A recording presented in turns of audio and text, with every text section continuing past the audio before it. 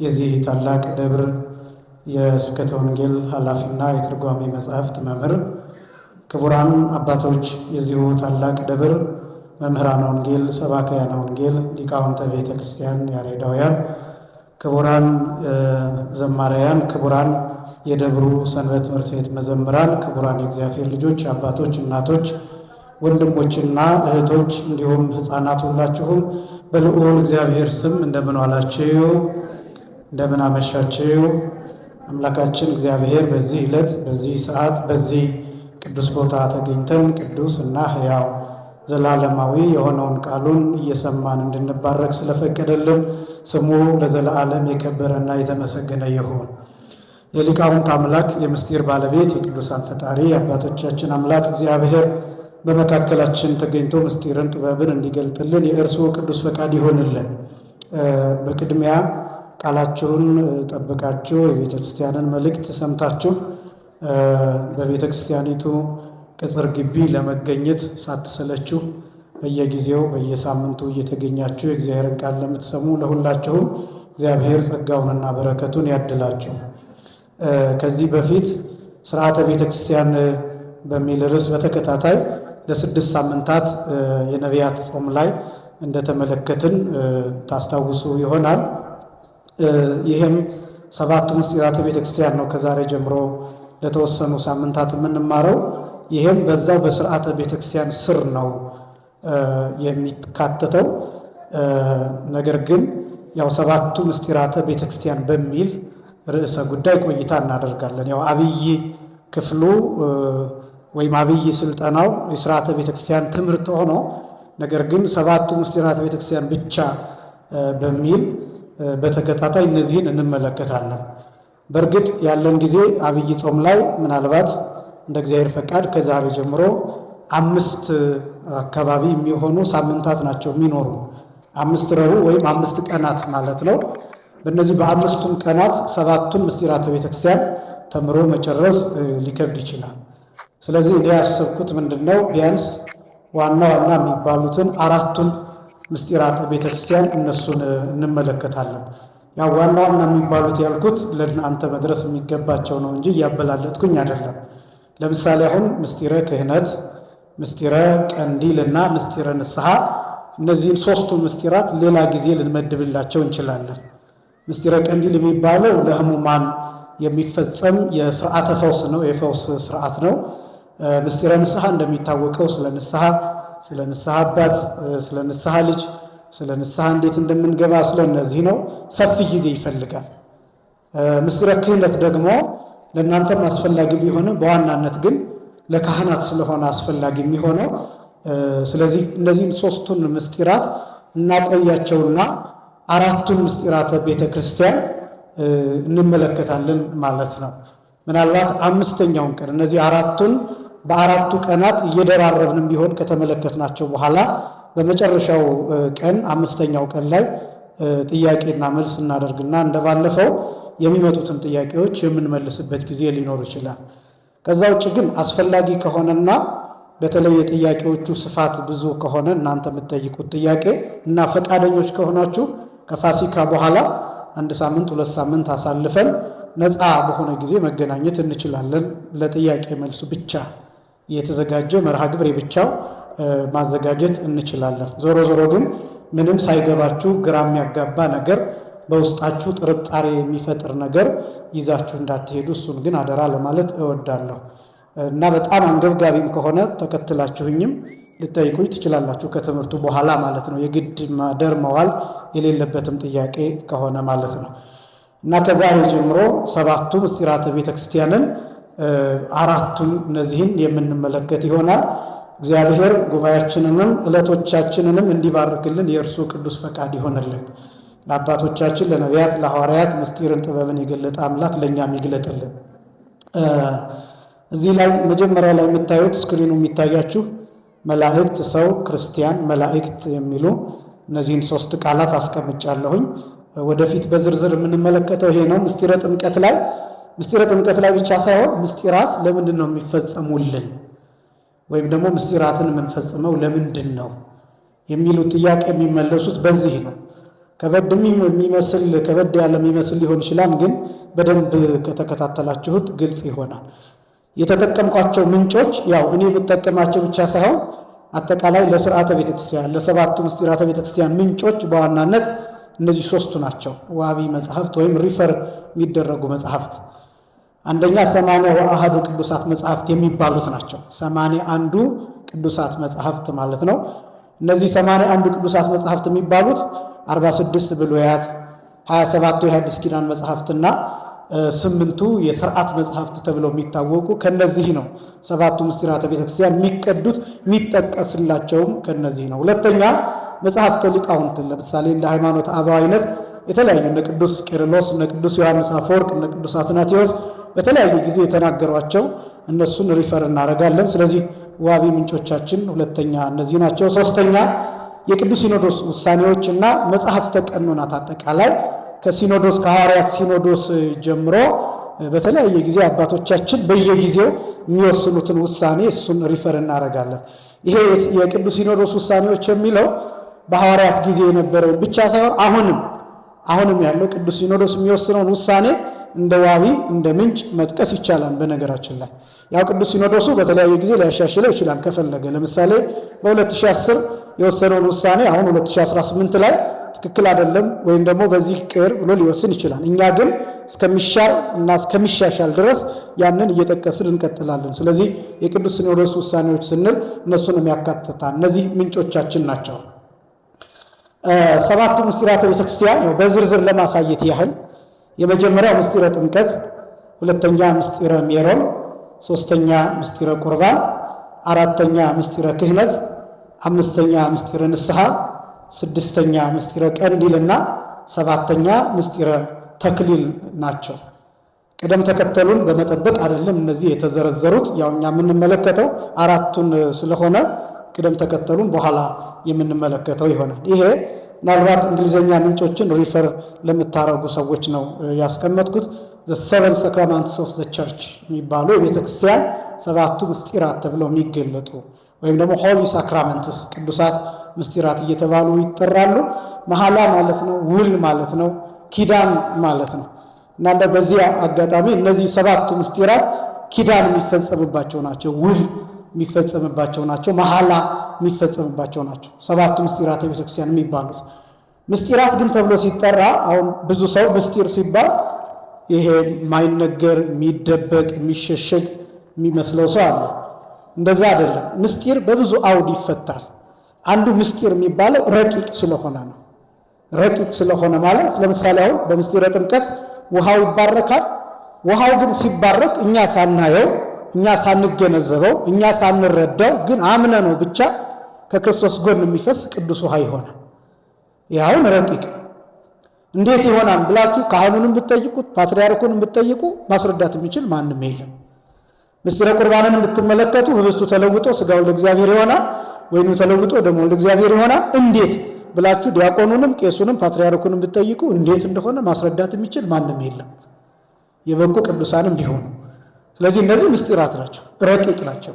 ምስጢር የሚባለው ለዚህ ነው። አንደኛ። ሁለተኛ እነዚህ ሰባቱን ምስጢራት በምንፈጽምበት ጊዜ ወደ ሌላ ነገርነት እንለወጣለን። ይሄ የሰውነታችን ማንነት ሳይቀየር ወደ እግዚአብሔር ልጅነት ወደ ቅዱስነት እንቀየራለን፣ እንለወጣለን።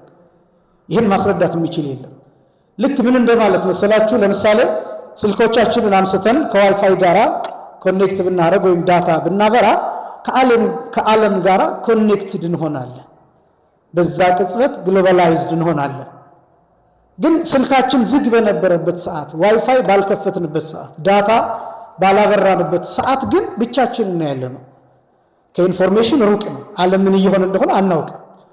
ልክ ግን ከስልካችን ከኮምፒውተራችን ከሌላም የኤሌክትሮኒክስ መሳሪያዎቻችን ጋራ መረጃዎችን ኮኔክት ማድረግ ስንጀምር ከመስኮቱ እንወጣና ባህር ውስጥ እንገባለን፣ የዓለም ውቅያኖስ ውስጥ እንገባለን። ጥምቀት ማለት እንደዛ ነው። ምስጢራት ማለት እንደዛ ናቸው። ልክ ምስጢራትን ስንሳተፍ አሁን ከምናየውና ከምንረዳው ማንነት ወጥተን ሰማያዊ ማንነት፣ መንፈሳዊ ማንነት፣ ዘላለማዊ ማንነት፣ የተቀደሰ ማንነት፣ የረቀቀ ማንነት ይኖረናል። እንዴት እንደሆነ ግን ማሳየት አይቻልም። በዚህ ምክንያት ምስጢር ይባላል። እና ሰባቱን ምስጢራተ ቤተክርስቲያን መፈጸም የሚባለው ምስጢራት ተብለው የሚጠሩበት ምክንያት ይሄ ነው። ስለዚህ ሰባቱ ምስጢራተ ቤተክርስቲያን እነዚህ ናቸው። ማሳያ ይሄ ዲያግራሙ የሚታያችሁ ስክሪን ላይ ይህን ማሳየት የፈለኩት የመጀመሪያው መላእክት ከሚለው ጀምረን ስናየው መላእክት፣ ከዛ ቀጥሎ ሰው፣ ከዛ ቀጥሎ ክርስቲያን፣ ከዛ ቀጥሎ በጎ ስራ ያላቸው ክርስቲያኖችና ከዛ መጨረሻው መላእክት ናቸው። ይሄን ማሳየት የፈለኩት የኛ ላይፍ ሳይክላችን ይሄ ነው ለማለት ነው። የኛ የህይወት ዑደት የሚባለው ይሄ ነው። ከየት መጣን፣ ከዛ ወዴት ነው የምንሄደው? መነሻችን ምንድነው? መጨረሻችን ምንድነው? መጀመሪያችን ምንድነው? ከዛ ማለቂያው ምንድነው? አድራሻው ምንድነው የሚለውን ለማሳየት ነው። ልብ ብላችሁ ስሙኝ እጠይቃለሁ። መጀመሪያ መላእክት ተፈጥረዋል። ከዛ ቀጥሎ ሰው ተፈጠረ። ከዚያ ቀጥሎ ክርስቲያን ተፈጠረ። ከዛ ቀጥሎ በጎ ስራ ያላቸው ክርስቲያኖች ተፈጠሩ። ከዛ እነሱ መላእክት ሆኑ። ደግሞ አለ መጀመሪያ መላእክት ተፈጠሩ። ከዛ ቀጥሎ ሰው ተፈጠረ። ከዛ ቀጥሎ ክርስቲያን ተፈጠረ። ከዛ ቀጥሎ በጎ ስራ ያላቸው ክርስቲያኖች ተፈጠሩ። ከዛ እነዚህ መላእክት ሆኑ። እነዚህን ቃላት የፈለኩት ግራ እንድትጋቡባቸው፣ ከዛ እንድትጨነቁባቸው፣ ከዛ እንድታሰላስሏቸው፣ ከዛ ግን እንድትገረሙባቸው ነው የፈለኩት። እንደምታገኙት እርግጠኛ ስለሆንኩኝ መጀመሪያ መላእክት ተፈጠሩ፣ ከዛ ሰው ተፈጠረ፣ ከዛ ክርስቲያን ተፈጠረ፣ ከዛ በጎ ስራ ያላቸው ክርስቲያኖች ተፈጠሩ፣ ከዛ እነዚህ መላእክት ሆኑ። መጨረሻው መላእክት መሆን ነው። መነሻው መላእክት መሆን ነው። መላእክት ሲፈጠሩ 100 ነገድ ሆነው ነው የተፈጠሩት። እንደሚታወቀው ሁልጊዜ እንደሚነገረው 100 ነገድ ሆነው ተፈጠሩ። ነገር ግን ከ100 ነገድ መካከል ሳጥናኤል አሐዜ መንጠላይት ቅሩበ እግዚአብሔር ሆኖ ተፈጠረ። ሁልጊዜ እንደሚነገረው መጋረጃ ያዢ የእግዚአብሔር ባለሟል ሆኖ ነው የተፈጠረው። ቅርብ ሆኖ ነው የተፈጠረው። አሁን መጋረጃ ያዢ ሲባልም እግዚአብሔር በሆነ መጋረጃ በጨርቅ መጋረጃ ምናምን የሚጋረድ ሆኖ አይደለም፣ ቅርብ ለማለት ነው፣ ባለሟል ለማለት ነው። እና ባለሟል ነበር ዲያብሎስ። ነገር ግን እኔ ፈጠርኳችሁ ብሎ በመናገሩ ምክንያት ለመመለስም ፈቃደኛ ባለመሆኑ ምክንያት አንዱን ነገድ ይዞት ወረደ ዲያብሎስ። ስለዚህ 100 የነበረው ስንት ቀረ? 99 ቀረ ማለት ነው። አንዱን ነገድ ይዞት ወረደ ሲባል ግን ሙሉ አንድ ነገድ አይደለም የወረደው። ከአንድ ነገድ እግዚአብሔር የሚያውቀው ቁጥር ተከፍሎ ነው የወረደው። ስለዚህ 99 ነገድ ከምናምን ብቻ ቀሩ፣ ሌላው ግን ወረደ። ከዛስ ምንድነው የሆነው? በዚህ ቦታ ሰው ተፈጠረ። ደግሞ አለው መላእክት 100 ነገድ ሆነው ተፈጠሩ። ከዛ በኋላ ከ100 ነገድ ዲያብሎስ አንዱን ነገድ ይዞት ወረደ። መላእክት 99 ነገድ ብቻ ሆነው ቀሩ። ከዛ በዚህ ምትክ ሰው ተፈጠረ። ሰው ይህንን ቦታ እንዲተካ ነው የተፈጠረ። ከዛ በኋላ ሰው እንደገና ከተፈጠረ በኋላ ዲያብሎስ ጠልፎ ጣለው። ከዛ ሰው ሲወድቅ እንደገና ክርስቲያን ተፈጠረ። እነዚህ በጣም የተለያዩ ነገሮች ናቸው። ሰውና ክርስቲያን የተለያየ ነው። ባህሪው ነው ሰው እንጂ ክርስቲያንና ሰው የተለያየ ነው። ለምሳሌ ዓለም ላይ አሁን 8 ቢሊዮን ገብተናል ይባላል ይመስለኛል። 7 ቢሊዮን ወይም 8 ቢሊዮን ሰው አለ። ምን አለ? ሰው አለ። ግን ክርስቲያን ነው ሁሉ አይደለም። ስለዚህ ልዩነት አለ ማለት በሰውና በክርስቲያን መካከል ልዩነት አለ ማለት ነው። ክርስቲያን ሁሉ ሰው ነው። ሰው ሁሉ ግን ምን አይደለም? ክርስቲያን አይደለም። ነጥቡ ይሄ ነው። ስለዚህ ሰው ተፈጠረ፣ ሰው ደግሞ ወደቀ። ስለዚህ ሰው ሲወድቅ ኢየሱስ ክርስቶስ መጣ፣ በአካል ተገለጠ። አካላዊ ቃል ከእመቤታችን ከቅድስት ድንግል ማርያም ከስጋዋ ስጋን ከነፍሷ ነፍስን ነስቶ ሰው ሆነ። ለምን? ክርስቲያን ለመፍጠር ሰው ሆነ። ክርስቲያን ለመፍጠር፣ በአርአያው ለመፍጠር፣ በመልኩ ለመፍጠር፣ ወደ ሰማይ የሚሄድ ነገር ለመፍጠር፣ በመላእክት ቦታ የሚገባ ሰው ክርስቲያን ለመፍጠር ክርስቶስ ሰው ሆነ። ደግሞ ይሄ ብቻ አይደለም፣ ተሰቀለ። የሰቀሉት እኮ ሰዎች ናቸው። ግን ክርስቶስ የተሰቀለው ለማን ነው ቢባል ሰዎች ክርስቲያን እንዲሆኑ። ምን እንዲሆኑ? ክርስቲያን እንዲሆኑ፣ የክርስቶስ ወገን እንዲሆኑ። ስለዚህ መጀመሪያ መላእክት ተፈጠሩ። ከመላእክት አንዱ ነገድ ወረደ። በዛ ቦታ ሰው ተተካ። ሰውም ወደቀ፣ ተዋረደ። ከዛ አካላዊ ቃል መጣ፣ ከእመቤታችን ከስጋዋ ስጋ ከነፍሷ ነፍስ ነስቶ ሰው ሆነ፣ ተሰቀለ፣ ክርስቲያንን ፈጠረ። ከዛስ ደግሞ ክርስቲያን ምን መሆን አለበት ሲባል በጎ ስራ ያለው ክርስቲያን መሆን አለበት። በጎ ስራ ያለው ክርስቲያን፣ ይሄ ማለት አማኝ ነው። በአማኝነቱ ላይ በጎ ስራን የጨመረ ማለት እነዚህን ምስጢራት የፈጸመ ማለት ነው። ከዛ ይሄ ክርስቲያን አድጎ አድጎ አድጎ ምንድነው የሚሆነው ሲባል መልአክ ነው። መልአክ ነው የሚሆነው። ምንድነው ጥቅሙ? አሁን ክርስቲያን አድጎ አድጎ መልአክ መሆኑ። እኛ አድገን አሁን ይሄ ምን ጾመው ምን ጸልየው፣ በተለይ አሁን በዚህ ጾም የምናከናውነው የ24 ሰዓት ምስጋና ዋናው ዓላማ መላእክትን ለመሆን ነው። የመላእክትን ሕይወት ለመለማመድ ነው። ለምሳሌ እንደና አረጋዊ መንፈሳዊ ያሉ አባቶች እንደና አቡነ ተክለ ሃይማኖት ያሉ አባቶች በምድር ላይ ያሉ መልአክ ተብለው ይጠራሉ። መልአክ ዘበምድር ተብለው ይጠራሉ። የምድር መላእክት ወበእንተ ንጽሑ ተሰሜ መልአከ በንጽህናው ምክንያት መልአክ ተብሎ ተጠራ ይላል አረጋዊ መንፈሳዊ።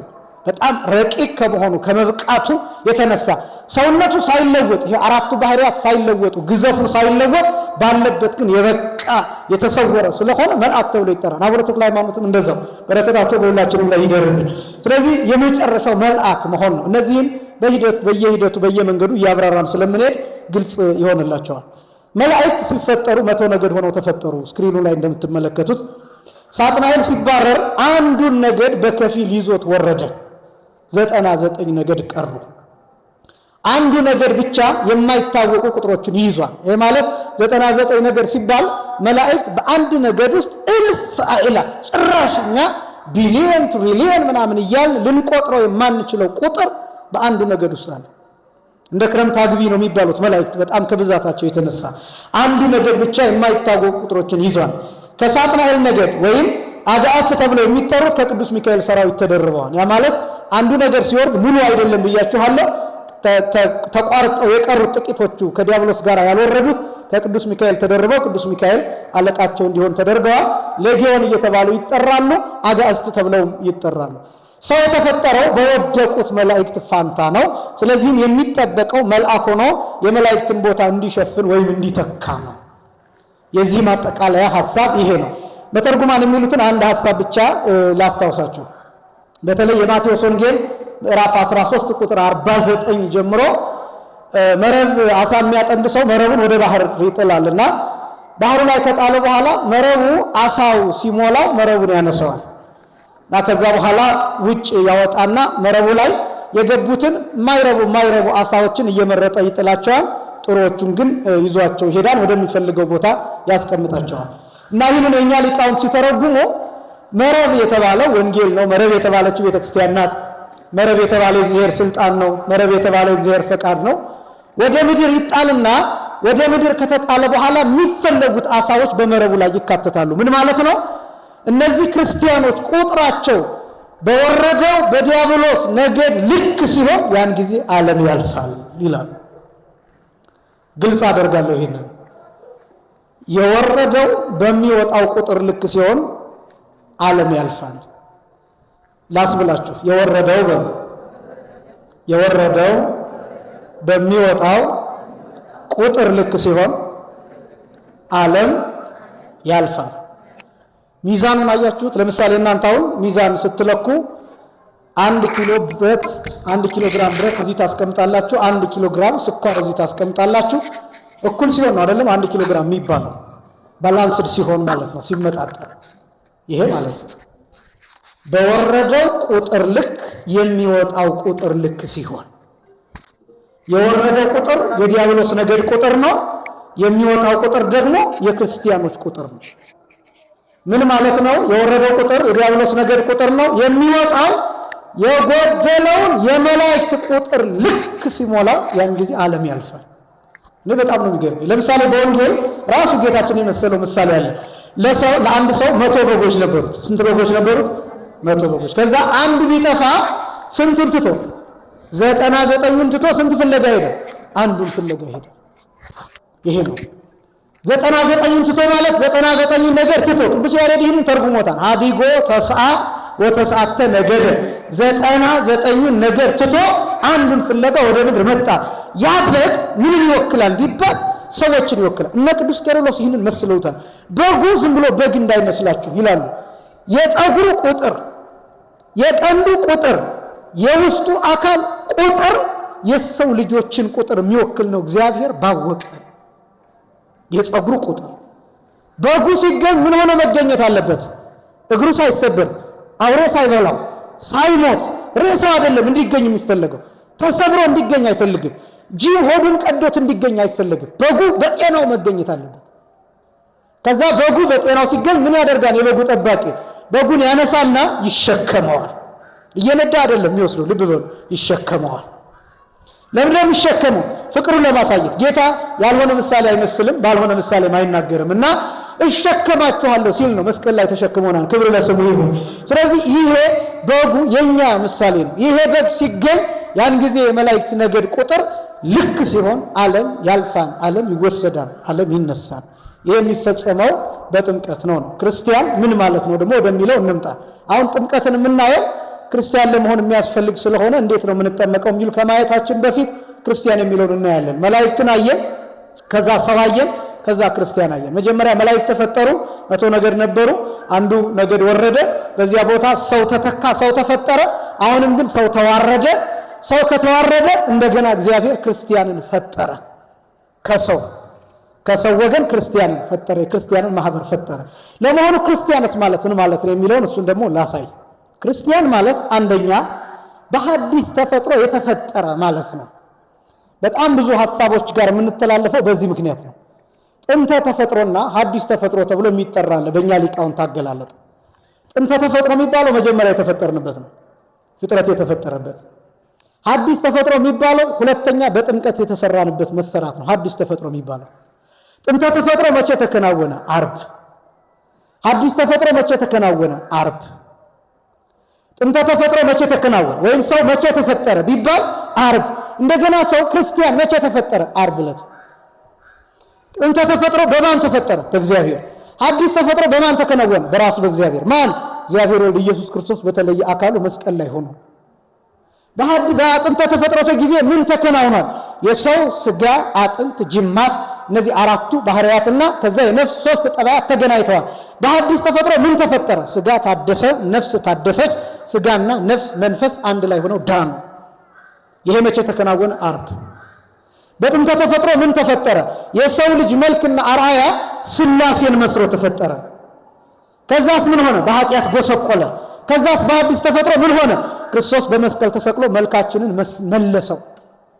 መልካችንን መለሰው፣ እንደገና አደሰን፣ አፍርሶ ሰራ። አንድ ባለቅኔ የተናገሩት አለ ይባላል። ለባህዊ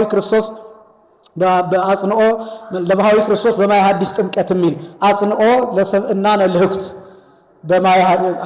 ለባህዊ ክርስቶስ በማየ ሐዲስ ጥምቀት የሚል ምን ማለት ነው? ክርስቶስ ሸክላ ሰሪ ሸክላውን ልክ በውሃ በጥብጦ አብክቶ እንደሚሰራው፣ ለምሳሌ ሸክላው ሲሰነጠቅ እንደገና ይከሰክሰውና እንደገና ያን የተከሰከሰውን በውሃ ያቦካዋል። ካቦካው በኋላ ጥሩ ሸክላ አድርጎ መልሶ ይሰራዋል። ልክ እንደዛ መልሶ እኛን ክርስቶስ ከስክሶ ነው የሰራን፣ ፈጭቶ ነው የሰራን። የነበረው ምንነት አሁን ያኛው ሸክላ ሰሪው ከስክሶ ነው የሰራው፣ ሌላ ነገር አልጨመረበትም። ራሱን የተሰነጠቀውን ሸክላ ነው ከስክሶ የሰራው። ክርስቶስም እኛን ያደረገን ምንድነው? ምንነታችን ሳይለወጥ በውስጣችን ያለው ነፋስ፣ እሳት፣ ውሃ፣ ጠባይ እነዚህ ሳይለወጡ ከስክሶ ፈጭቶ አፍርሶ በአዲስ ውሃ ጥምቀት ሰራ። ይሄ ነው ምንነታችን ሳይለወጥ፣ ሰውነታችን ሳይለወጥ ራሱ በአዲስ ተፈጥሮ ይሄ ተከናወነ። ስለዚህ ክርስቲያን ማለት በአዲስ ተፈጥሮ የተፈጠረ አንደኛ። ሁለተኛ ክርስቲያን ማለት ክርስቶስን የሚመስል ማለት ነው። ክርስቲያን ማለት አሁን በፊት የምንናገረው እግዚአብሔርን የሚመስል ብለን ነው የምንናገረው።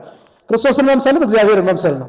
አብን መምሰል ነው፣ መንፈስ ቅዱስን መምሰል ነው። ግን ክርስቶስን መምሰል የሚለው የተለየ የሚያደርገው ምንድነው? አብ አልበላም፣ የመብላት ባህሪም የለውም፣ የመጠጣት ባህሪም የለውም። ክርስቶስ ግን ስጋንና ነፍስን በመዋሃዱ ምክንያት በልቷን ጠጥቷን የመብላትን የመጠጣትን ባህሪ ገንዘብ አድርጓል። በዚህ ምክንያት ተርቧን ክርስቶስ፣ በዚህ ምክንያት ደክሟን ክርስቶስ። ገዳማውያን በረሃብ ይመስሉታል፣ በመጎሳቆል ይመስሉታል፣ በመንከራተት ይመስሉታል፣ በመጸለይ እንመስለዋለን፣ በመስገድ እንመስለዋለን፣ ጾሟን በመጸለይ እንመስለዋለን፣ አብነት እናደርገዋለን። ክርስቲያን ማለት እንደሱ ነው፣ ክርስቶስን የሚመስል በአዲስ ተፈጥሮ የተፈጠረ ሁለተኛ ክርስቶስን የሚመስል። ሶስተኛ ክርስቲያን ማለት ዳግም ልደት ያለው ሁለተኛ ልደት ያለው። ለምን ይሄን መጥቀስ ያስፈልገው ቢባል ሰው መጀመሪያ ከእናቱ ከአባቱ ይወለዳል፣ ሁለተኛ ደግሞ ከእግዚአብሔር ይወለዳል። ይሄን የሚወለደው ክርስቲያን ብቻ ነው። ሁለተኛ ልደት ያለው ክርስቲያን ብቻ ነው። ስለዚህ ክርስቲያን ማለት አንደኛ በአዲስ ተፈጥሮ የተፈጠረ፣ ሁለተኛ ክርስቶስን የሚመስል፣ ሶስተኛ ዳግም ልደት ያለው። አራተኛ ክርስቲያን ማለት ከሳጥናኤል ጋር ወደ እንጦርጦስ የወረዱትን መላእክት ቁጥር የሚተካ ማለት ነው።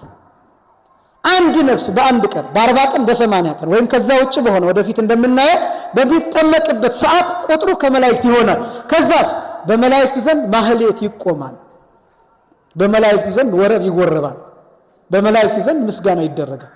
ራሱ ጌታ የተናገረ በሉቃስ ወንጌል ምዕራፍ 15 ከቁጥር 10 ጀምሮ የተገለጠው በንስሐ ከማያስፈልጋቸው ከ99 ጻድቃን ይልቅ ንስሐ በሚገባ በአንድ ኃጢአተኛ በሰማይ ታላቅ ደስታ በመላእክት ዘንድ ታላቅ ደስታ ይደረጋል። በመላእክት ዘንድ ምን ይደረጋል? ታላቅ ደስታ ይደረጋል። ማህሌት ይቆማሉ መላእክት። ለምንድን ነው መላእክት ግን የሚማልዱት ለኛ? ለምንድን ነው ኢየሩሳሌምን ማትምራት እስከመቼ ነው ብለው የሚለምኑት? ለምን ይመስላችኋል? መላእክት ለምንድን ነው ለኛ የሚላላኩት? ለምን ይመስላችኋል? ቁጥራቸው እንዲሞላ ይፈልጋሉ።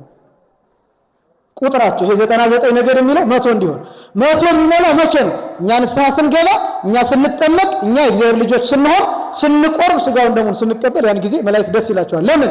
ያን ቁጥር እየሞላ ነው ስለምንሄድ። ስለዚህ ክርስቲያን ማለት ይሄን ቁጥር የሚሞላ ማለት ነው። አንድ ነፍስ በተጠመቀ ቁጥር በአንድ ቁጥር እያደገ፣ ሁለተኛው ሲጠመቅ በሁለት ቁጥር እያደገ እስከ ዓለም ፍጻሜ ድረስ ይቀጥላል። የመጨረሻው ክርስቲያን ማለት ዓለም የምታልፈው ይህ ከሳጥናኤል ጋር የወረደው የመላእክት ቁጥር ወደ መንግሥተ ሰማያት በሚገቡ ክርስቲያኖች ቁጥር ሲተካ ነው። ክርስቲያን ማለት ይህንን የሚተካ በዚህ ቁጥር የሚገባ ነው። ክርስቲያን ማለት ይሄ።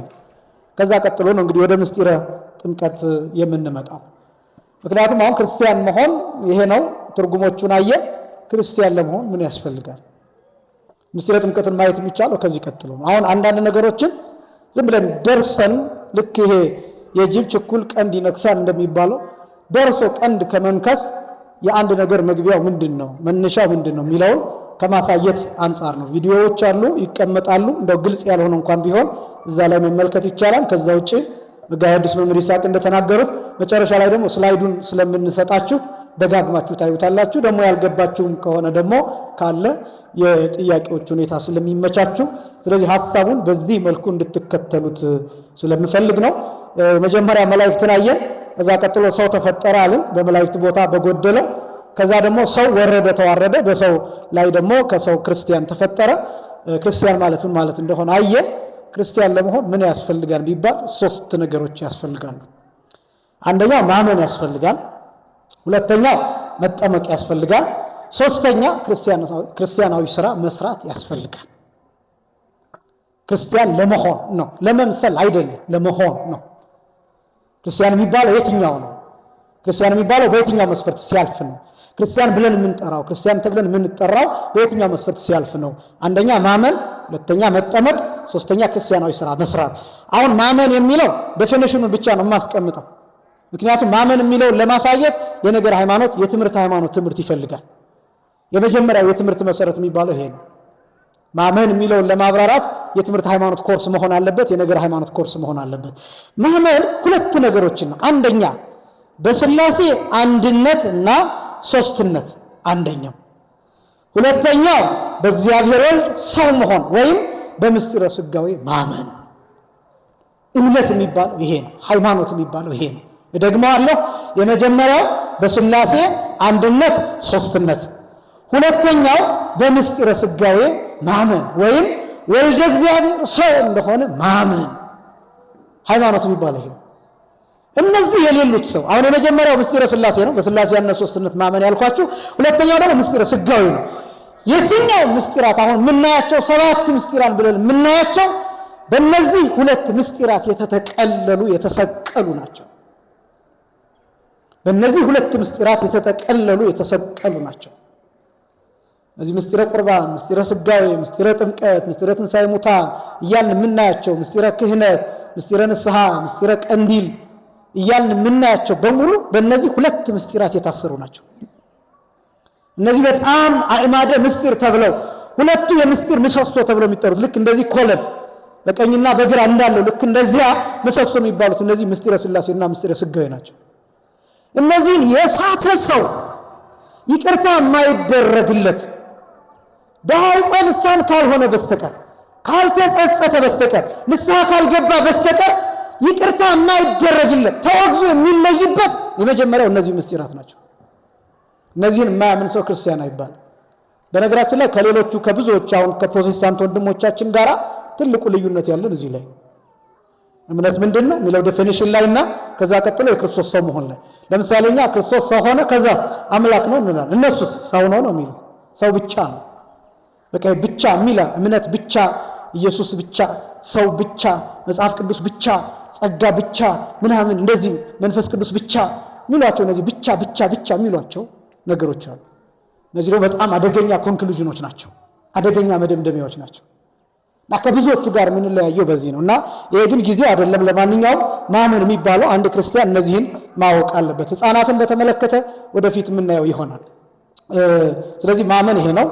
መጽሐፍ ላይ የማርቆስ ወንጌል ምዕራፍ 16 ቁጥር 16 ላይ ያመነ የተጠመቀ ይድናል። ያመነ የተጠመቀ ምን ይላል? ይድናል። ያላመነ ግን ይፈረድበታል። ምን ያላለ ግን? ያላመነ ግን። አሁን ለይቶ ይሄም ወደፊት የምናየው ነው። አሁን ያመነ የተጠመቀ ይድናል ካለ ያላመነ ያልተጠመቀ ግን ይፈረድበታል ለምን አላለም? ለይቶ ያላመነ ግን ብቻ ነው የሚለው ይፈረድበታል የሚለው ለምንድን ነው የሚለውን ሐሳብ እሱን ወደፊት እንመለከት። እውነት ለመናገር ይከብዳቸዋል ከሚል በጥንቃቄ ካልሆነ በስተቀር በጣም ሰፊ ሐሳብ ነው። ዋናው ነገር ያመነ የተጠመቀ ይድናል የሚለው ከጉንፋን በሽታ አይደለም። ደግሞ ሌላው መሰረታዊ ከሌሎችም ጋር የምንለያይበት ሌላኛው ጉዳይ ይሄ ነው።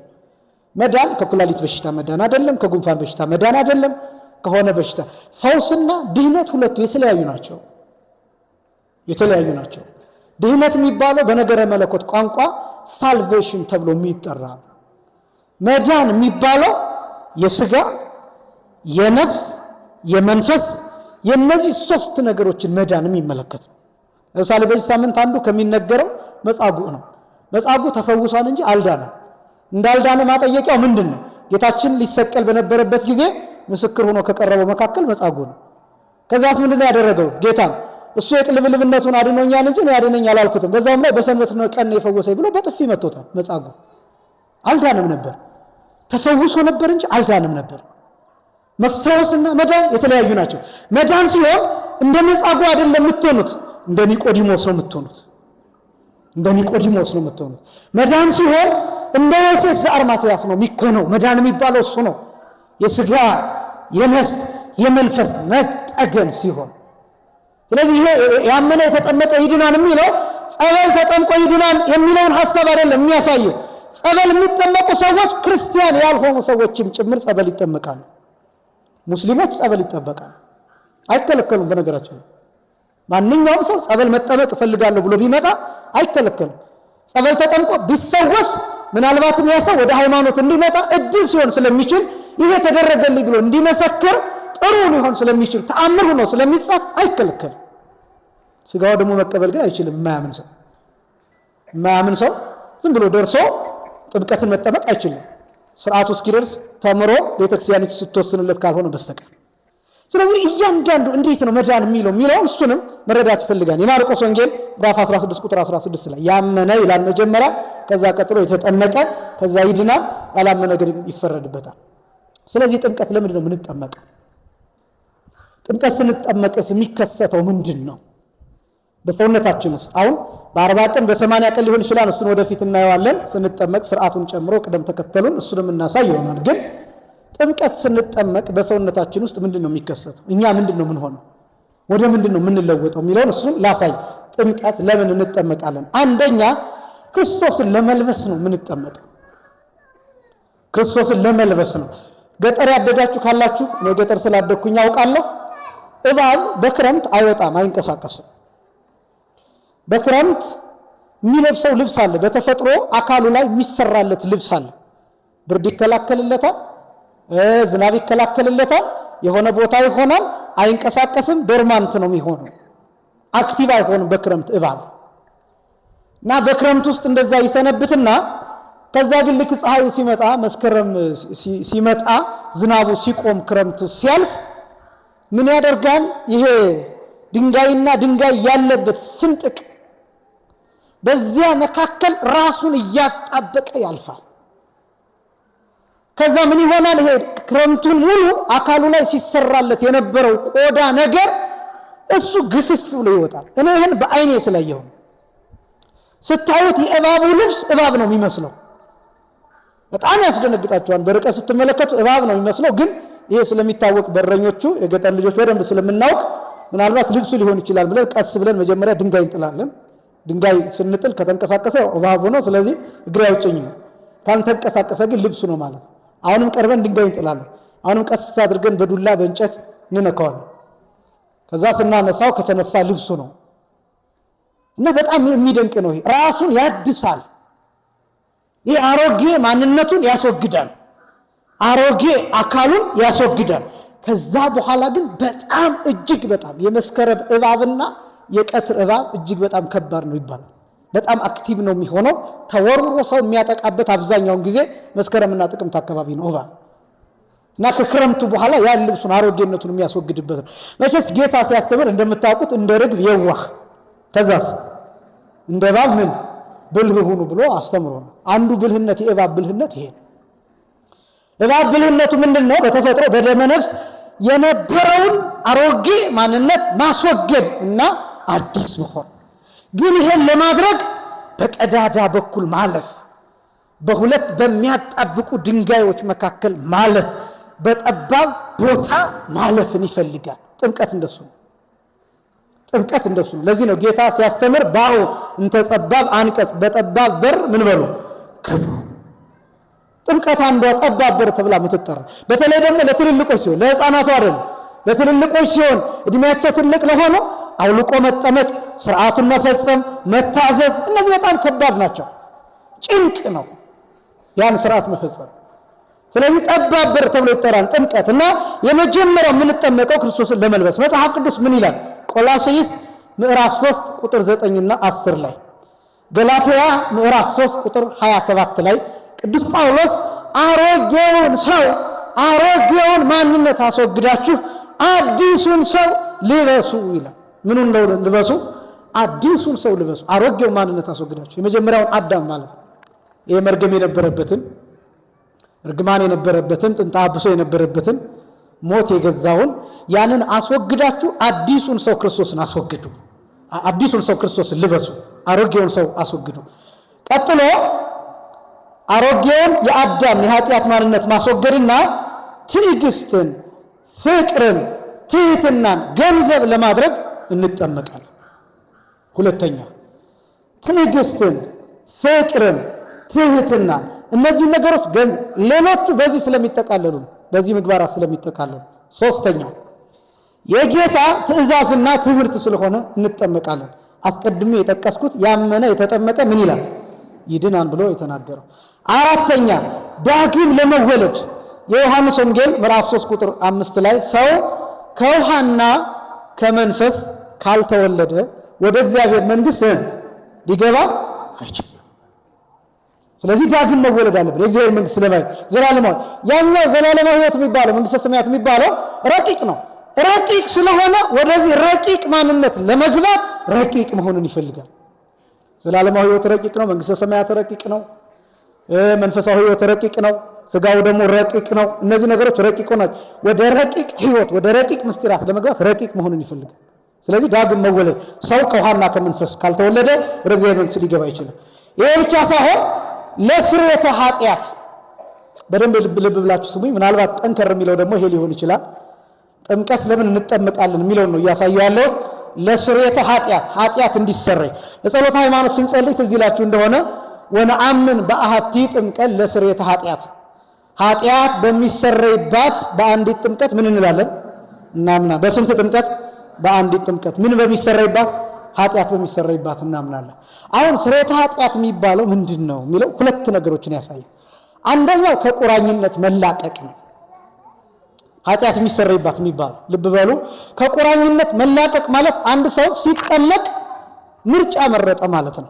ለምሳሌ በመንግስት ስርዓት አንድ ሰው የምርጫ ካርድ ወስዶ የሚፈልገውን ፓርቲ ሲመርጥ ምርጫውን አሳየ። ስለዚህ እንደየሁኔታው ያ አብላጫ ድምፅ ያገኘው መንግስት ይሆናል፣ መሪ ይሆናል። ዞሮ ዞሮ ግን ያ ግለሰብ ምርጫውን አሳየ። ጥምቀት ማለት ከዲያብሎስና ከእግዚአብሔር መምረጥ ማለት ነው። እየሰማችሁኝ ነው? ከዲያብሎስና ከእግዚአብሔር መምረጥ ማለት ማን ይሻለኛል ብሎ መምረጥ ማለት ነው። አሁንም የህፃናት ጥያቄ እንደሚነሳ ግልጽ ነው። ህፃናት ታዲያ እንደዚህ ከሆነ የምርጫ መብት ላይ ገና አልደረሱም ሊባል ይችላል። ለህፃናት ምን መርጥላቸው እኛ ነን። ምክንያቱም የሚበሉትን የሚመርጡት እነሱ ናቸው ወይስ እኛ ነን? እኛ። የሚጠጡትን ወተት ምን መርጥላቸው እኛ ነን አይደለም? የሚሆናቸው ይሄ ነው። ልብሱን ምን መርጥላቸው፣ አልጋ ምን መርጥላቸው እኛ ነን።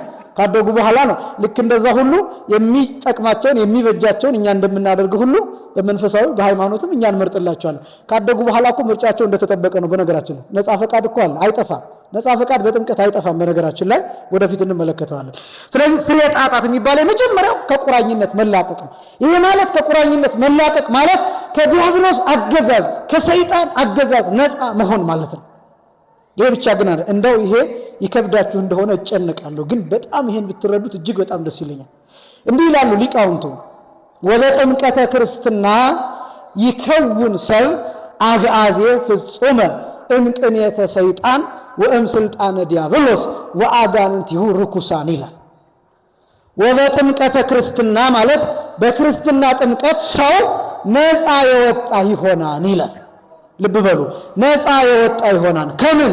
እምቅኔተ ሰይጣን ከሰይጣን አገዛዝ፣ ወእም ስልጣነ ዲያብሎስ ከዲያብሎስ ስልጣን ነፃ የወጣ ይሆናል። በምን? በክርስትና ጥምቀት። ከዛስ ወእም አጋንንቲሁ ርኩሳን ከረከሱ አጋንን ከነዚህ ሁሉ ነፃ ይወጣል። በምን? በክርስትና ጥምቀት። አንደኛ ከሰይጣን አገዛዝ፣ ሁለተኛ ከዲያብሎስ ስልጣን፣ ሶስተኛ ከርኩሳን አጋንንት። ከነዚህ ከሶስቱ ነገሮች ነፃ ይሆናል።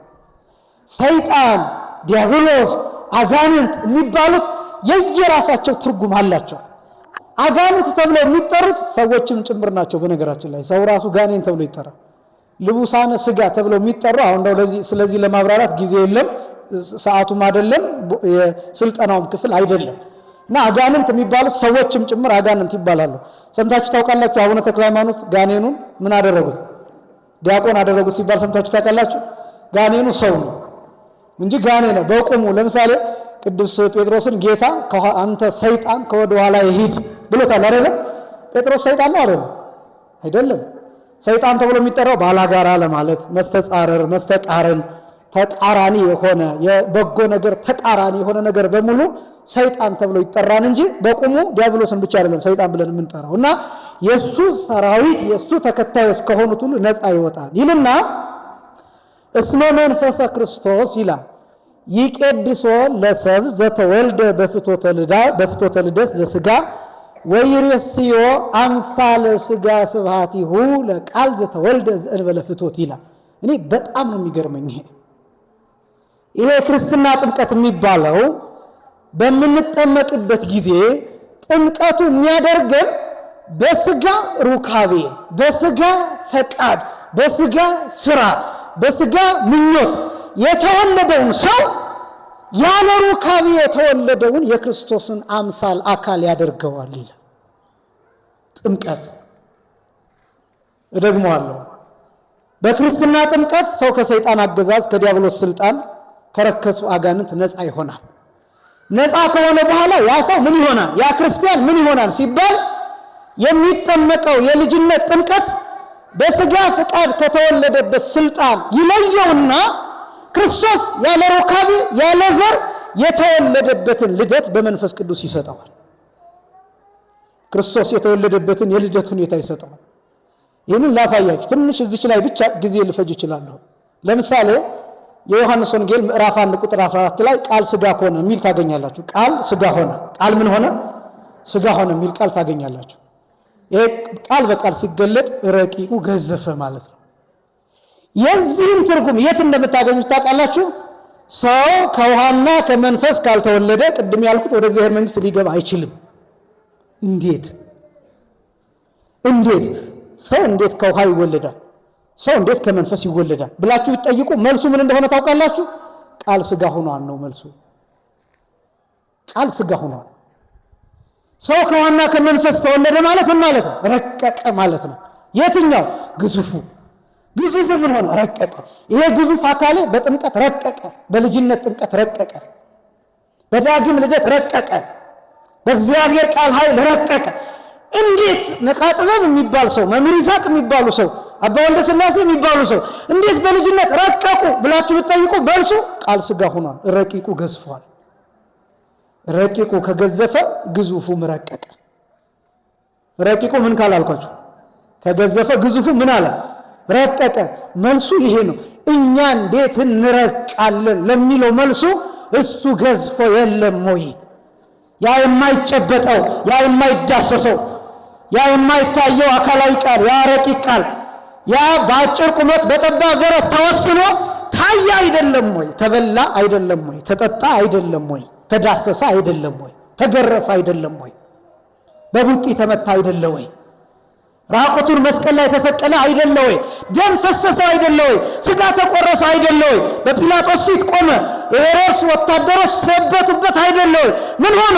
ረቂቁ ገዝፎ ቃል ስጋ ሆኖ እግዚአብሔር ወልድ በተለየ አካሉ ከስጋችን ስጋ ከነፍሳችን ነፍስ ነስቶ ተዋህዶ ማስረጃው ይሄ ነው። በጥምቀት ይህንን እንካፈለዋለን። ከዛስ ምን እንደሚሆን ታውቃላችሁ? መጨረሻ ላይ የሚሆነው ቃል ልንገራችሁ። የዮሐንስ ወንጌል ምዕራፍ 20 ቁጥር 17 ላይ ማርያም መግደላዊትን ጌታ ራሱ የተናገራት አንድ ቃል አለ። ሂጂና ለወንድሞቼ ንገሪያቸው ይላል። ለምኖቼ ንገሪያቸው? ለወንድሞቼ ንገሪያቸው ይላል። እንደዚህ የሚለው ሐዋርያት ነው። ለወንድሞቼ ንገሪያቸው ይላትና ቀጥሎ የሚለው ቃል የሚያስደነግጥ የሚመስል ቃል ነው። ወደ አባቴ ወደ አባታችሁ፣ ወደ አምላኬ ወደ አምላካችሁ አርጋለሁ ብለሽ ንገሪያቸው ይላል። እደግመዋለሁ። ሂጂና ለምኖቼ ንገሪያቸው ነው ያለ? ለወንድሞቼ። ወደ አባቴ ወደ ምናችሁ? ወደ አባታችሁ፣ ወደ አምላኬ ወደ አምላካችሁ አርጋለሁ። አሁን ልብ በሉት። አባቴ አለ፣ ከዛስ ምናችሁ አለ? አባታችሁ አለ። አምላኬ አለ፣ ከዛ ምናችሁ አለ? በጥምቀት የሚፈጸመው ይሄ ምስጢር፣ በምስጢረ ጥምቀት የሚፈጸመው በ40 ቀን በ80 ቀን በ40 ዓመት በ80 ዓመት ሊሆን ይችላል። በተለያየ ምክንያት ይህን ጥምቀት ስንጠመቅ፣ የልጅነት ጥምቀት ስንጠመቅ የሚፈጸመው ይሄ ነው። አባቴ ብሎ አባታችሁ ያለው ምንድን ነው ቢባል የባህሪ አባቱ ነው። የምን አባቱ ነው አልኳችሁ? የባህሪ አባቱ ነው። ከዛስ አባታችሁ ብሎ ለኛ ለምን አባት አደረገው ቢባል የኛን ስጋ ተዋህዷል። የማንን ስጋ ተዋህዷል? የኛን ስጋ ተዋህዷል። ከዛስ የኛን ስጋ ምን አድርጎታል? የባህሪ አምላክ አድርጎታል። በተዋህዶ የኛ ስጋ ተዋህዶ ከኛ የነሳውን ከመቤታችን የነሳውን ስጋ አምላክ አድርጎታል። የባህሪ አምላክ አድርጎታል። የእግዚአብሔር ልጅ ተብሏል። በኪሩቤል ጀርባ አለ። ከሶስቱ አካላት አንዱ ነው። አራተኛ ሳይሆን ተቆጥሯል። ከሶስቱ አካላት አንዱ አካል።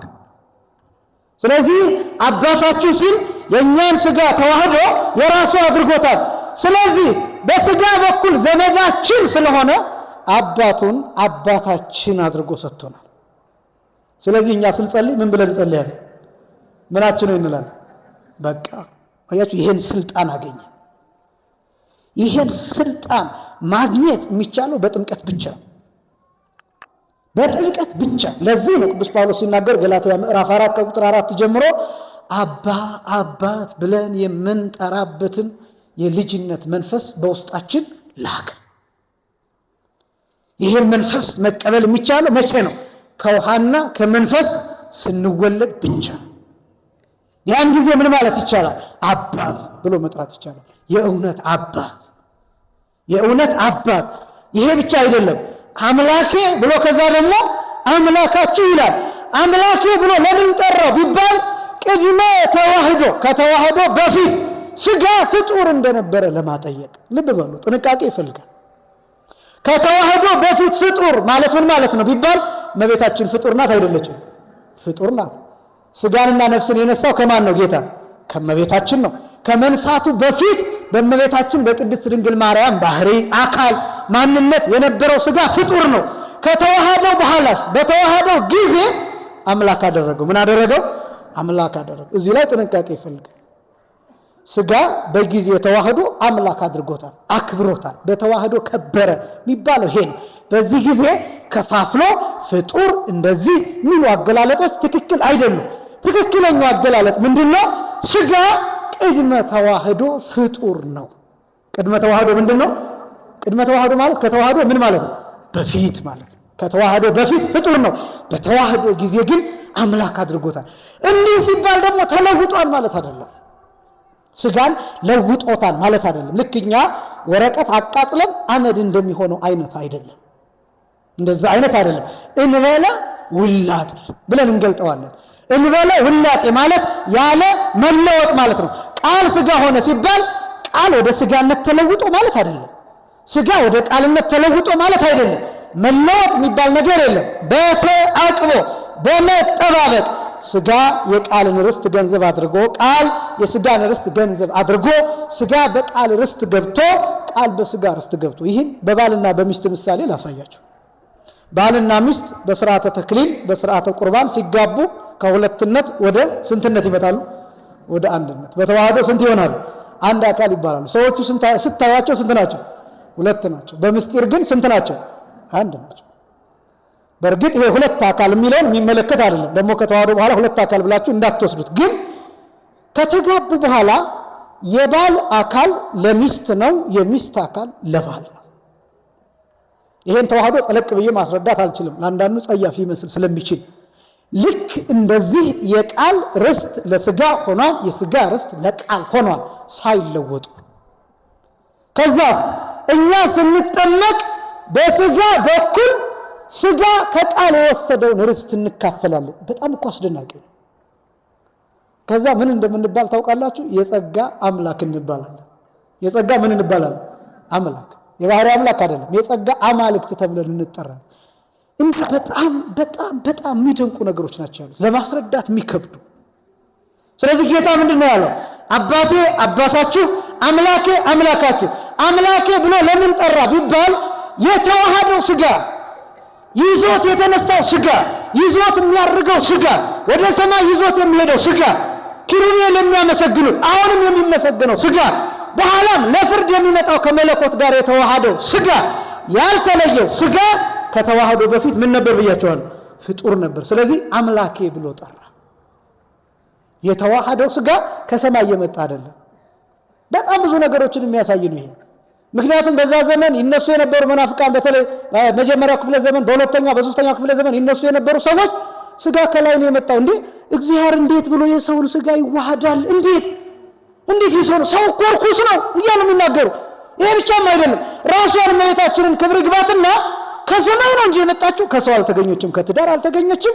ሐናና ኢያቄም የሚባሉ ሰዎችም የሉም፣ እናት አባትም የላትም፣ ከትዳርም ከጋብቻም ከሩካቤም አልተገኘችም ብለው እመቤታችን ከሰማይ ዱብ ብላ ወረደች። ከዛ መጣና ከሷ ስጋን ነፍስን ተዋሃደ የሚሉ ሰዎች አሉ።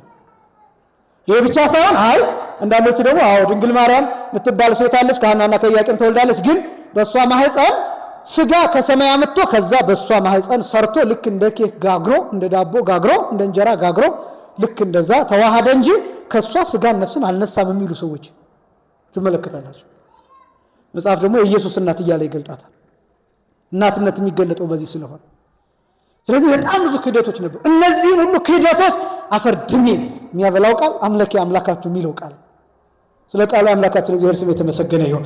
ስለዚህ ዳግም መወለድ ብለን የምንጠራው ከኃጢአት መላቀቅ ከቁራኝነት መላቀቅ የምንለው ይሄ ነው። ሰው ይሄን መንፈስ ሲቀበል ከሰይጣን አገዛዝ ነፃ ይሆናል። ከዛ ቀጥሎ ሊቃውንቱ እንዲህ ይላሉ፣ እንከሰ ይላሉ ኢንወርድ ታይተ አላንተለወ ፈድፋደ ለዘፈጠረን። እንግዲህ ወደ ታች አንወርድም። ወዴት አንወርድም? ወደ ታች አንወርድም። አላንተለወ ፈድፋደ ለዘፈጠረን ማለት የፈጠረንን አምላክ እንከተላለን። ለምን? በውስጣችን መንፈሱ አለ። የትኛው መንፈስ? አባታችን ሆይ ብለን የምንጠራበት አባት ብለን የምንጮህበት መንፈስ በውስጣችን ስላለ ወደ ታች አንወርድም። ዲያብሎስ ፈልጎን ሲመጣ የሱ አይደለንም፣ የእግዚአብሔር ልጆች ነን። የማን ልጆች ነን? የእግዚአብሔር ልጆች። በጥምቀት ይሄን ነው ገንዘብ የምናደርገው። በጥምቀት ይሄን ጸጋ ነው ገንዘብ የምናደርገው። አንድ ነገር ብቻ ላስታውሳችሁ፣ ይሄ መንገድ እንዴት እንደተገለጠ፣ ወደዚህኛው መንገድ ደግሞ እንዴት እንደምንገባ። ጌታችን እንበለ ሩካቤ ነው የተጸነሰው፣ ያለ ዘር ያለ ሩካቤ ነው የተጸነሰው እንደምታውቁት። ከዛም በሕቱም ድንግልና ተጸነሰ፣ በሕቱም ድንግልና ተወለደ። ከዛስ በኋላ በገዳመ ቆሮንቶስ ጾመ፣ ጸለየ። እዛ ዲያብሎስን በሶስቱ አርዕስተ ምግባራት ግንባሩን ብሎ ድል ነሳው። ከዛስ ተሰቀለ። ከዛስ ሲሞት ምን ተከሰተ? ጌታ ሲሞት ነፍሱን ከገዛ ስጋው በስልጣኑ ለየ። በምኑ ላይ ያልኳችሁ? በስልጣኑ ላይ። ዲያብሎስ መጥቶ ነበር፣ መስቀል ላይ ተገኝቶ ነበር ክርስቶስን ነፍሱን ከስጋው ለመለየት፣ ግን አቅም አላገኘም። ለምንድን ነው ዲያብሎስ ወደ መስቀል የቀረበው የጌታን ነፍስ ከስጋው ለመለየት ቢባል? ጌታ በተለያየ ጊዜ በተለያየ ምልክት ጠርቶታል። ለምሳሌ አምላኬ አምላኬ ለምን ተውከኝ የሚል ቃል ተናግሯል። አሁን አምላኬ ለምን ተውከኝ የሚለው ቃል ሰይጣንን መጥሪያ ነው። አንዱ ብዙ ሀተታ አለው፣ አንዱ ግን ሰይጣንን ማቅረቢያ ነው። ለምን ተውከኝ ሲል አገኘሁት፣ በቃ አፈስኩት ብሎ ነው የመጣው። ለምን ተውከኝ ሲል የማ ደካማ ነው፣ በቃ ሄዳለሁ፣ ነፍሱን ከስጋው ለያለሁ፣ ከዛ ወደ ሲኦል ወስዳታለሁ፣ እዛ ረግጣታለሁ፣ እንደፈለኩ በእሳት አቃጥላታለሁ። እንዲህ ብሎ አስቦ ነበር ዲያብሎስ የመጣው። መንገዱ ግን ተቀይሯል። በብሉይ ኪዳን ምን አይነት መንገድ ነበር? ባልና ሚስት በመኝታ አንድ ሲሆኑና ጽንስ ሲፈጠር ዲያብሎስ ይቆራኛል፣ መርገሙ ያድርበታል ከመቤታችን በስተቀር ክብር ይግባትና። መቤታችንን ግን መንፈስ ቅዱስ ጠበቃት ይላል። አቀባ ጰራቅሊጦስን ከርሰማ ከእናቷ ማህፀን ጀምሮ መንፈስ ቅዱስ ጠበቃት። ማን ጠበቃት? መንፈስ ቅዱስ ጠበቃት። ሌሎቹ ግን በብሉይ ኪዳን የሚጸነሱት በሙሉ መርገም ያርፍባቸው ነበር ልክ ሲጸነሱ። ከዛ አብሯቸው ያድጋል። ከዛ ሲሞቱ ምን ያደርጋል? ዲያብሎስ ይመጣና ፊቱን ያሳያቸዋል። ፊቱን ህሱም ገጹን ጽሉም ራእዩን ብለው ይገልጡታል ሊቃውንቱ። ህሱም ገጹን ማለት ክፉ ፊቱን ማለት ነው። ጽሉም ራእዩን ማለት ጨለማ የሆነ ጥቁር መልኩን ግልጥ አድርጎ ሲታያቸው ሰዎቹ ይንፈራገጣሉ። ጣረሞት ይባላል በገጠሪቱ። አሁንም ድረስ ባለዛር የሆኑ ሰዎች፣ ጠንቋይ የሆኑ ሰዎች በእንደዚህ መልክ ነው የሚሞቱት። ከክፉ ሞት እግዚአብሔር ሁላችንን የሚሰውረን። ተንፈራግጠው ነው የሚሞቱት። አንዳንዶቹ መሬት ተከፍቶ ሁሉ ይውጣቸዋል። ሲቀበሩ ሬሳቸውን ሁሉ ይዞት ይሄዳል። በእውነት ክፉ አሰራር ነው ይሄ። ጥንቆላ አሰራር፣ የአስማት አሰራር፣ የክፉ መንፈስ አሰራር። በእውነት ከእግዚአብሔር ስም ውጭ፣ ከቅዱሳን ከመላእክት ስም ውጭ፣ ከመቤታችን ስም ውጭ ያለው ክፉ ነው። ይቆራኛቸዋል፣ ያድርባቸዋል፣ ክፉ ስራ ያሰራቸዋል። በጣም ከባድ ነው እና በብሉይ ኪዳን ይሄ ነበር። ልክ እንደውም የሚገልጡት መተርጉማኑ ወንዶች 40 ቀን ድረስ መከራው ይጸናባቸውና እየተንፈራገጡ መቃብራቸውን ያህል ይቆፍራሉ፣ ጉድጓድ ይቆፍራሉ በእግራቸው። ከዛስ በዛው ይቀበራሉ። አፈር ማልበስ ብቻ ነው። ሴቶቹስ እስከ 80 ቀን ድረስ መቃብራቸውን እየቆፈሩ ይቆያሉ። ከዛስ እዛው ጉድጓዱ ላይ አፈር ማልበስ ብቻ ነው። በብሉይ ኪዳን እንደዚህ ነበር። ውዳሴ ማርያም ላይ ትዝ ይላችኋል። እስመ ዘአርአያ ዘትካት የሚል ወነሰተ ምክሮ ለጸላኢ፣ የቀደመውን መርገመ ስጋ መርገመ ነፍስ አጠፋልን፣ የጠላት የዲያብሎስን ምክሩንም አፈረሰልን የሚል ቃል። ይሄ ምን ማለት እንደሆነ ታውቃላችሁ? በፊት እየታየ እየተገለጠ ሰዎችን ያሰቃያቸው ነበር። በብሉይ ኪዳን እንደሱ ነበር። ክርስቶስ ሲመጣ ግን እንዴት መጣ? ያለ ዘር ያለ ሩካቤ ተጸነሰ፣ በሕቱም ድንግልና ተጸነሰ፣ በሕቱም ድንግልና ተወለደ። ንጽሐ ጠባዊ ሳያድፍበት እየጾመ እየጸለየ እየሰገደ ምንም እንከት ነውር ሳይገኝበት ኖረ፣ አደገ። ከዛስ በመስቀል ላይ ተሰቀለ። ከዛስ ዲያብሎስ ሲመጣ ቀጠቀጠው። በአራት ማዕዘን ነፋሳትን ለቀቀበትና አስጨነቀው። ከዛ እንደዚህ አድርጎ መንገዱን ቀየረው። ከዛስ ዲያብሎስን ድል ከነሳ በኋላ ከጎኑ ውሃ አፈለቀ። ተመልከቱት እንዴት እንደተጠቃለለ ታሪኩ። ከጎኑ ደምና ውሃ አፈለቀ። መቼ? ሲሞት። ማን ሲሞት? ክርስቶስ ሲሞት። ነፍሱን በገዛ ስልጣኑ ከለየ በኋላ። ለምን? በብሉይ ኪዳን በዲያብሎስ ስልጣን ነበር ነፍሳት ከሰዎች ይለዩ የነበረው። በዲያብሎስ ስልጣን ስላችሁ በማሰቃየት ምንም እንኳን እግዚአብሔር ሳይፈቅድ አይደለም እንደዛ የሚደረገው፣ እግዚአብሔር ሳያውቅ አይደለም፣ እግዚአብሔር እውቅናና ፈቃድ ውጭ ነው ማለት አይደለም። ግን በዲያብሎስ ክፋት ነበር ነፍሳቸው ከስጋቸው ይለየ ነበረው። አሁንስ ክርስቶስ በራሱ ፈቃድ ነፍሱን ከስጋው ለየ፣ መንገዱን ለወጠው። ከዛ መንገዱን እንዴት አድርጎ አሳየ? ውሃ አፈለቀበት። መንገዱን ውሃ አፈለቀበት፣ ደም አፈሰሰበት። የጥምቀት መንገድ ይሄ ነው። ከዛ እኛ የት ነው የምንወለደው? የት ነው የምንሰራው? ዳግም የምንወለደው የት ነው ቢባል ከጉድጓዱ ነው የምንወለደው። ከየትኛው ጉድጓድ?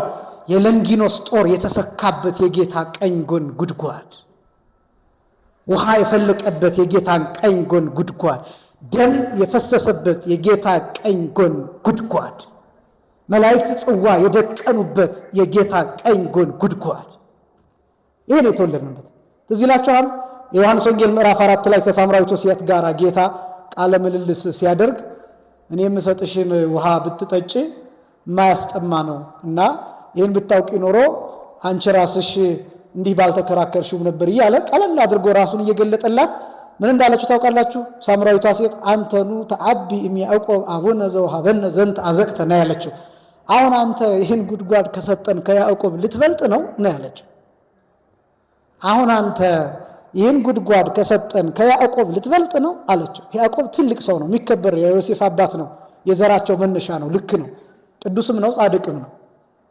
እሷ ግን የምታውቀው ያዕቆብን ስለሆነ ጌታን ስላልተረዳችው ስላላወቀችው ገና ማንነቱን ስላልገለጠላት አሁን አንተ ይህን ጉድጓድ ከሰጠን ከያዕቆብ ትበልጣለህ። ጉድጓድ ትልቅ ንብረት ነው። ያን ጊዜ የህዝብ ሀብት ነው። እንዳሁኑ ገፈርሳ ምናምን እንደሚባለው ውሃም እንደምናገኝበት ቦታ ልክ እንደዛ እንደ ለገዳዲ እንደዛ ትልቅ ሀብት ነው። በጎቹ ከብቶቹ የሚጠጡበት ቦታ ነው። አካባቢው በረሃ ስለሆነ ስለዚህ ትልቅ ሀብት ነው።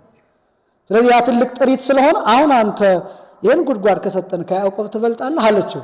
ጌታ ግን ለዚህ መልስ የሰጣት መቼ እንደሆነ ታውቃላችሁ? ተሰቅሎ ልክ ጎኑ ሲወጋ ጎኑ ጉድጓድ ይሆናል።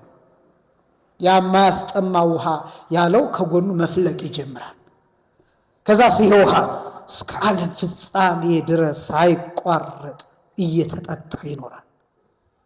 አያልቅም። ያርሳል፣ ይቀድሳል፣ ያነጻል፣ ይለያል፣ የእግዚአብሔር ልጅ ያደርጋል፣ ወደ ሰማይ ይወስዳል። በቃ ማረፊያ ጉድጓድ ነው። መንገዱ ተቀየረ። ይሄን መንገድ መቀላቀል የሚቻለው በጥምቀት ብቻ ነው። ስለዚህ ስርየተ ኃጢአት የሚባለው ከቁራኝነት መላቀቅ የሚባለው ይሄ ነው። ይኸውላችሁ ይችን ብቻ ልናገር። ዲያብሎስ ተሸነፈ፣ ወደ ገሃነመ እሳት ሄደ። ክርስቶስ አሸነፈ፣ ከጎኑ ጉድጓድ ውሃ ፈለቀ። ስለዚህ መንገዱ ሁለት ሆነ። ስንት ሆነ? ሁለት ሆነ። ዲያብሎስን የተከተለ ወደ ሲኦል ይሄዳል። የጌታን ጎኑን የተከተለ ወደ ሰማይ ይሄዳል። አረገ እግዚአብሔር ከመያለቡ እርገተ ጻድቃን ንጹሐን የንጹሐንን ጻድቃን የክርስቲያኖችን ማረግ እንዲያረጋግጥ ወደ ሰማይ አረገ። ምን አለ? እጠብቃችኋለሁ በሰማይ በአባቴ ቤት ብዙ መኖሪያ አለ። ከዛ በዚያ ስፍራ አዘጋጅላችኋለሁ፣ ተመልሼ እወስዳችኋለሁ። በእውነት ተመልሶ ሁላችንንም ይውሰድን። ይሄ ነው የጥምቀት መንገድ የሚባለው። ይሄን የመጀመሪያው ከቁራኝነት መላቀቅ የሚባለው ይሄን መንገድ መከተል፣ ከሰይጣን ምርጫ ነፃ መሆን፣ ከሰይጣን አገዛዝ ነፃ መሆን ነው። ሁለተኛው ግን ስርየተ ኃጢአት የሚባለው ኃጢአት የሚሰረይባት አንዲት ጥምቀት የተባለችው ለምሳሌ ከሆነ ሃይማኖት የነበሩ ሰዎች ቢመጡ የልጅነት ጥምቀት የሚጠመቁ እንበልና ሙስሊሞች እንበል። ያው ሲወለዱ ጀምሮ ሙስሊሞች የነበሩ ሰዎች በሆነ ጊዜ ኦርቶዶክስ መሆን እንፈልጋለን ብለው ቢመጡ 40 ዓመታቸው ሊሆን ይችላል፣ 50 ዓመታቸው ሊሆን ይችላል። እንደ አባቶቻችን እንደ ሐዋርያት ስርዓት ቢበዛ 3 ዓመት እንዲማሩ ይደረጋል። 3 ዓመት ግዴታ አይደለም፣ ግን 1 ዓመትም 2 ዓመትም ወራትም ሊሆን ይችላል እንደ ሁኔታው እንዲማሩ ይደረግና ከተማሩ በኋላ መጀመሪያ ፍጹም ጥምቀት ከመጠመቃቸው በፊት እግዚአብሔር ዘብርሃናት የሚባል ከሰባቱ ኪዳናት አንዱ ጸሎት አለ። እሱ ይጸለይላቸዋል። እሱ እየተጸለየ ጸበል እንዲጠመቁ ይደረጋል። ውሃው እየተባረከ የእግዚአብሔር ዘብርሃናት ይደገምበታል። 40 ቀን ይጠመቃሉ። ስንት ቀን ይጠመቃሉ?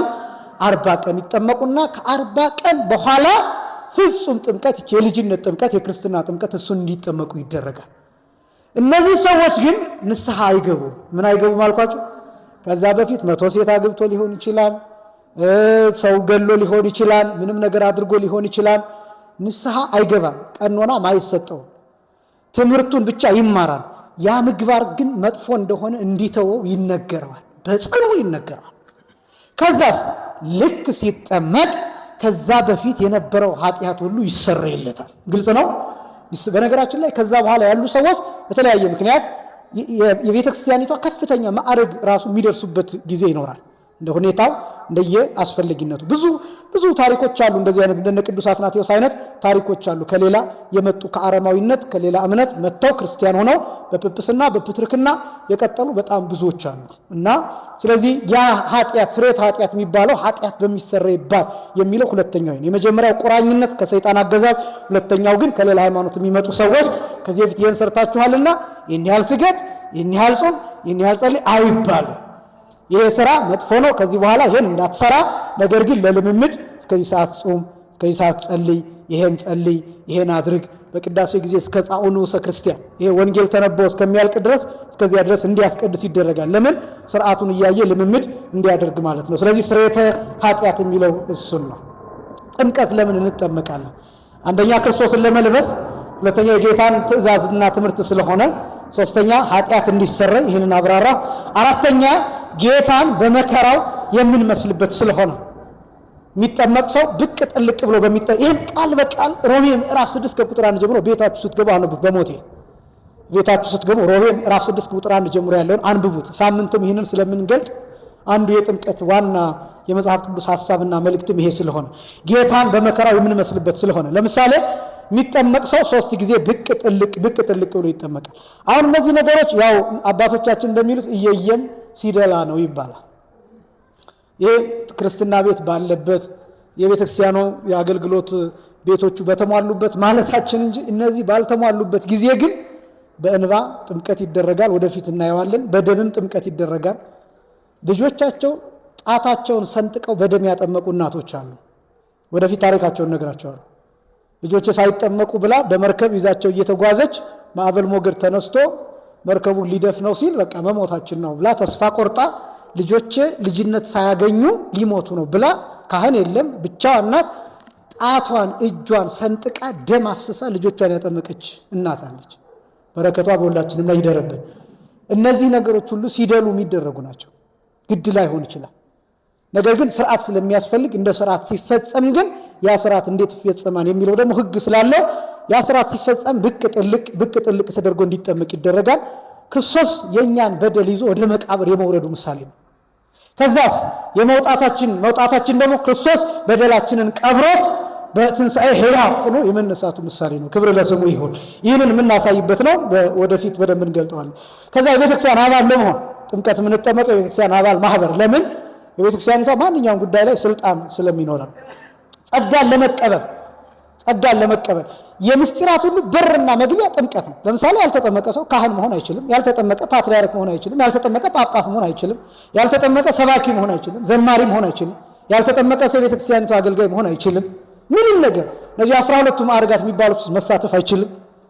ስለዚህ ጸጋ ለመቀበል ይሄ ብቻ ሳይሆን ሌሎቹ ጸጋዎች ራሱ የሚሰጡት በጥምቀት የብሕትውና ጸጋ የሚሰጠው፣ የመፈወስ ጸጋ የሚሰጠው፣ የማስተማር ጸጋ የሚሰጠው፣ የመመነን የአበምኔትነት ጸጋ የሚሰጠው፣ የመታዘዝ ጸጋ የሚሰጠው በጥምቀት ነው። ጥምቀት ማለት ምን ማለት መሰላችሁ? መጠመቅ ማለት ከክብሪቱ እሳት ማቀጣጠል ማለት ነው። እሳት መለኮስ ማለት ነው። እና ልክ እሳቱን ከክብሪቱ ከለኮሳችሁት በኋላ ያን እሳት የምታሳድጉበት ነገር ያስፈልጋቸዋል። ወይ ሻማ ያስፈልጋል፣ ወይ ጧፍ ያስፈልጋል፣ ወይ ገለባ ያስፈልጋል፣ ወይ እንጨት ያስፈልጋል። የሚነድ ነገር ተቀጣጣይ ነገር ያስፈልጋል። ከዛ በኋላ እሳቱ እንዳይጠፋ የምታደርጉት እናንተ ናችሁ። ወይ ጫካ ማቃጠል አለባችሁ፣ ወይ ደመራ ማቃጠል አለባችሁ፣ ወይ ደግሞ የሆነ ነገር እንጨት እየጨመራችሁ እሳቱ እንዳይጠፋ ማድረግ አለባችሁ። ያ ማለት በበጎ ምግባር እያቀጣጠላችሁ ትኖራላችሁ። ያለ ጥምቀት ጸጋ አይሰጥም። ስለዚህ ጥምቀት የጸጋ ሁሉ መነሻ ነው። ወደ ሌሎች ምስጢራት ለመግባት በር የሚባለው ይሄ ነው።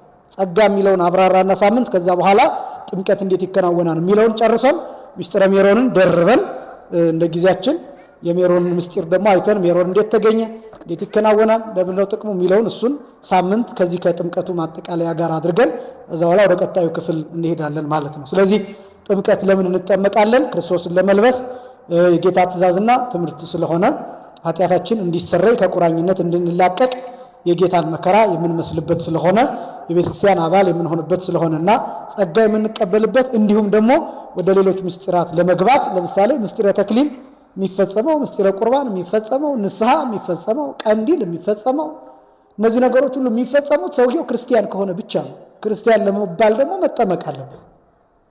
ስለዚህ ጥምቀት የምስጢራት ሁሉ በር መግቢያ ነው እና በጣም ወሳኙ ነጥብ ነው። ለሳምንት ይቆየንና ሳምንት ይህንን አይተን ምስጢረ ሜሮን እንመለከታለን። ስለነበረን ጊዜ የአምላካችን እግዚአብሔር ስም የተመሰገነ ይሁን። እውነት ጸጥ ብላችሁ በትኩረት ስለተከታተላችሁ ለሁላችሁም እግዚአብሔር ጸጋ በረከት ያድላችሁ። ያስተማረን አባቶቻችን አምላክ እግዚአብሔር ይክበር ይመስገን። የሳምንት ሰዎች ይበለን። ስብሐት ለእግዚአብሔር።